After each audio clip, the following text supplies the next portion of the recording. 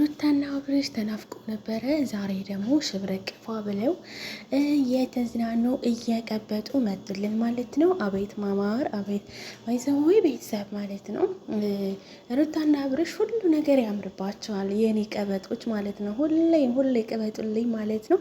አሰላሙ አለይኩም፣ ሰላም ሰላም። ወድና የተከበራችሁ የጣፋጭ የቤተሰቦች እንዴት ናችሁ? ደህና ናችሁ? እኔ ደህና ነኝ።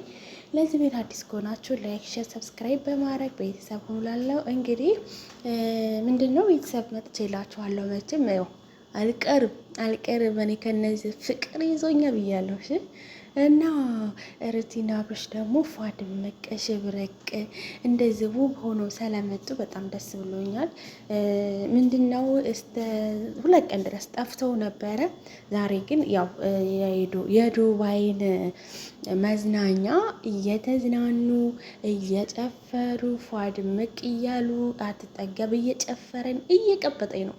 አረ ቅበጭልኝ፣ መቅበጥሽ ነው የሚፈለገው እና በጣም ነው ያመረብሽ። አቦ ይመችሽ፣ ሄጅበት ነው መልሽ እናቴ እና ማለት ነው። በጣም አታውትም ውበቷ ምናምን አረ እውነት ለመናገር በጣም ነው ሳቃቸው ምናምን ደስ የሚለው እና ሁል ጊዜ ሳቁልን፣ ሁል ጊዜ ፏ ድምቅ በሉልን፣ ሁል ጊዜ ዘና ፈታ በሉልን እላለው። እንግዲህ ሁላችንም ምኞታችን ነው እንድትስቁ ፏ ድምቅ እንድትሉ ማለት ነው። አንዳንድ ሰው ደግሞ አለ ማለት ነው። ያው ግን በኋላ አወራቸዋለሁ፣ ችግር የለውም። እና ቤተሰብ ያው ይሄ ቤት አዲስ ነው ገና ማለት ነው። ገና መጀመሩ ነው።